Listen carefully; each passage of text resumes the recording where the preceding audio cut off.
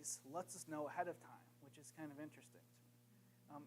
He does. And so we're going to go through a couple big examples of that in the scriptures. And the first one is Noah's Ark. So we're going to start with Genesis chapter 6. If you want to turn there with me. We're going to stay in Genesis a lot this morning or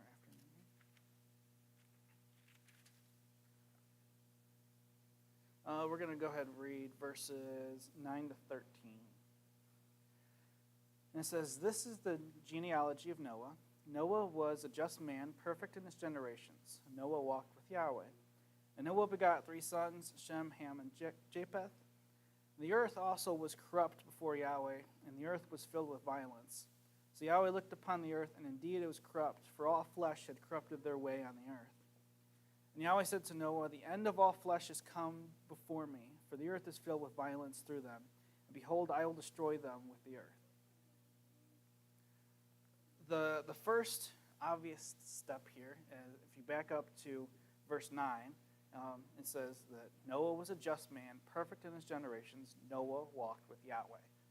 So the first step for us as believers preparing for any disaster is walking with Yahweh. It should be pretty obvious to us, right? But it's being right with Yahweh.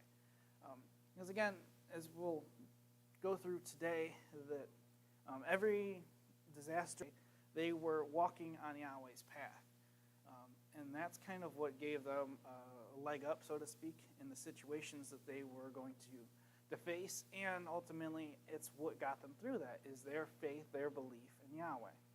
So that's, for us, the biggest, most obvious step, is making sure that you are walking right with Yahweh, where you are at. Because the bottom line is that Yahweh cares about his people, right? And if we are his people, then he cares about us. Right? It's the evil of man that Yahweh often rid of, like we see here with the flood. And that's the whole point. It says that the whole earth is wicked. They have turned away from me. They're filled with violence. They are sinful people. And we'll see more of them. But it's Yahweh focuses on the believers, on his people, the ones that are walking with him. And so we have to make sure that we are in that place, so that we, again, are just adequately prepared for what's to come. Now, we know that at the end, after the flood and everything happens, there's the rainbow, and Yahweh makes that promise on how he will never flood the world again or destroy it by a flood, but he talks about other things that may happen. He says that I will not destroy by water, but next time by fire. And that in and of itself is a warning to us as believers, as something is coming. And that's what's kind of been rolling through my mind this week, is something is coming. If you skip ahead to verse 17 and 18, it talks a little bit more about it here. And it says, "Behold, I myself am bringing flood waters out in the earth to destroy from under heaven all flesh, in which is the breath of life. Everything that is on the earth shall die. But I will establish my covenant with you, and you shall go into the ark, you, your sons, your wife, and your sons' wives with you." Again, they were walking right with Yahweh, and so they were more prepared for it. Noah knew exactly what was coming. This is something that Yahweh didn't give him the exact date and time, but he told him this is what is coming. And from there on, really, it's Noah's decision. It's Noah's choice there. Noah could have chose to say, well, he didn't really say when. I got plenty of time. I'll start on it next week. He could have said, I don't believe him at all. And he said, I'm not going to do it. Or he could have started following Yahweh's directions, but then veered off and decided I'm going to take shortcuts and make things a little easier on me. Because we are building this whole boat after all. There's all these things that could have happened. But the bottom line is that Noah was told explicitly what was coming, and he had a choice to make. And so the same then falls upon us. And I'll cover that more towards the end here. Warnings are not commands.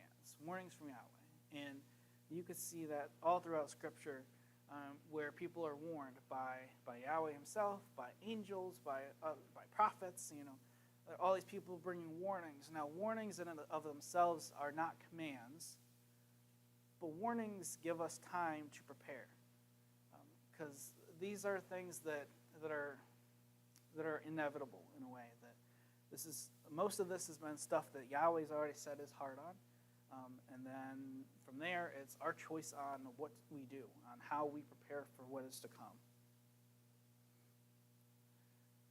The next one that came to mind for me is Pharaoh and the dream that he has in Egypt. And we skip ahead to Genesis chapter 41 a little bit.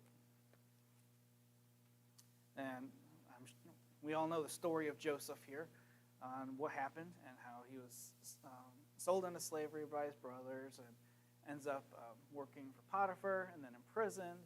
And then you come and see that the Pharaoh has a dream, and no one else has any idea. They can't tell him what it means. And so then one guy goes, well, I knew this guy when I was back and locked up in prison, and he might be able to help you. And so we come to Genesis 41, we're going to read verses 26 to 30. This is Joseph here interpreting the dreams. And it says, the 7 good cows are 7 years, and the 7 good heads are 7 years. So the dreams are 1. And the 7 thin and ugly cows which came up after them are 7 years. And the 7 empty heads blighted by the east wind are spoken to Pharaoh. Yahweh has shown Pharaoh what he is about to do.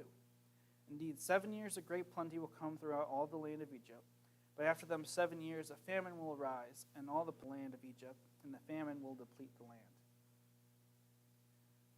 So, again, Pharaoh has this dream, and Joseph then interprets it. And, again, it's something that is laid out. This one's a little more clear on how long things are lasting for anyways. But then, again, it comes to making a choice, making that decision. And that's what it is. It's things and choices are kind of what the bottom line to today's message is warnings and choices, what we end up facing in our life, and it's something over and over again. But years of good land, and then 7 years of famine, where you won't be able to get anything to grow, no matter what. And so what do? Is they prepare for it. So Pharaoh puts Joseph in charge and says, you prepare us. Prepare the land. Get us ready for what's to come. The interesting thing is that this drought is what rises up to the highest in the kingdom just under Pharaoh himself, with the power that he has. And so it's interesting that a drought, that something, disaster, something bad happening, is what brings Joseph into power, but it does, and ultimately ends up reconnecting him with his family. Yahweh can and will use dry spells for good. That's kind of the next point here. And I don't mean this in a literal sense, where maybe you have or haven't experienced some kind of natural disaster, but dry spells in your spiritual life, places where you maybe felt like you weren't walking with Yahweh like Noah was, places where you were just struggling on what to do, where to go, no matter what it is. Dry spells, these disasters, these things that happen to us in our life, Yahweh can and will use them for good, even if he doesn't directly cause it. So I encourage all of you to reflect on, I'm going to dub droughts, and say droughts in your life, bad things that have happened, disasters in your own life, and think about how Yahweh was working through them. This is something that I have done myself over the years, and it makes things easier. So a couple years ago it was a big year of just self-reflection and growth for me, and Yahweh told me that I had to take time to think about major bad events that happened and spend time praying and reflecting on them, and going through a lot of prayer and forgiveness for others and for myself and everything that's happened. And so, walk through the shadow, all that surrounds me.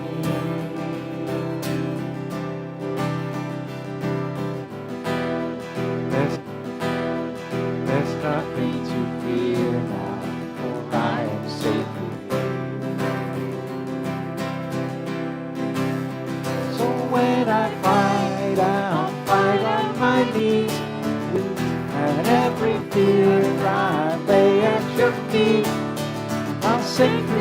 high, Yahweh, battle belongs to you.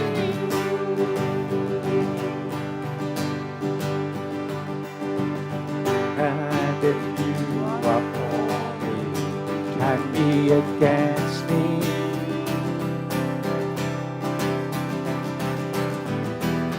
Yeshua is nothing possible for you.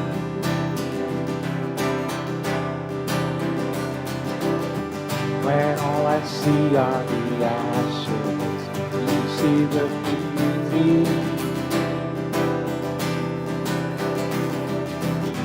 When all I see is the cross, God, you see the answer. So when I fight, I'll fight on my knees, with my hands lifted high. Yahweh, battle belongs to you. And me, I'll sing you